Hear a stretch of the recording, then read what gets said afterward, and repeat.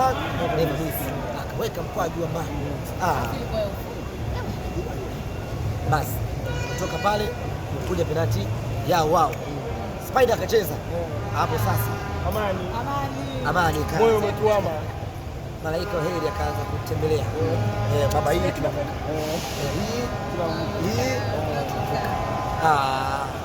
akaja Shomari Kapombe baba Esther kamaliza. Lakini Shomari Kapombe alivyoenda kupiga penalti ikanikumbusha Casablanca. Sisi na Wydad Casablanca.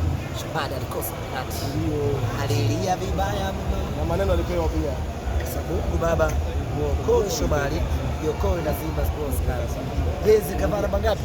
12 mgongoni, manake tunawakilisha wale watu wote. Kapiga mkwaju wa hatari sana pale. Sasa ndio nikawa nina confidence ya kwamba hii tumevuka.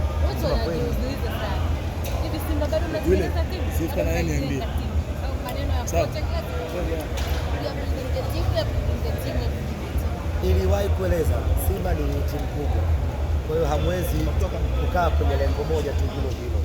Unatakiwa unatengeneza timu huku unatafuta na mafanikio, na timu tunayotengeneza, sababu ili mwakani ujue timu uliotengeneza msimu uliopita, lazima uwe na achievement, lazima uwe na notice kwamba nilifanikiwa hapa nikafeli pale. Kwa hiyo timu tunatengeneza, lakini kwenye kutengeneza lazima tupiganie kitu ili tuweze kuja kuweka mstari kwamba tulifanikiwa ama tumefanikiwa. Sawa, wako wanasema kwamba hii haikuwa ule msimu wako alibadilisha. Tunataka cha kuambia wao sasa.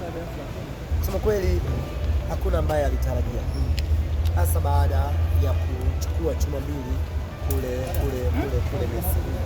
Kila mmoja aliamini kwamba safari yetu imeishia hapa, lakini sisi tulisema hii tunavuka no matter what.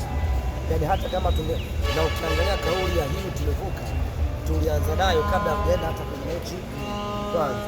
Kwa hiyo magoli ambayo tulifunga kule Misri hayakutupisha kwenye kampeni yetu ya hii tunavuka.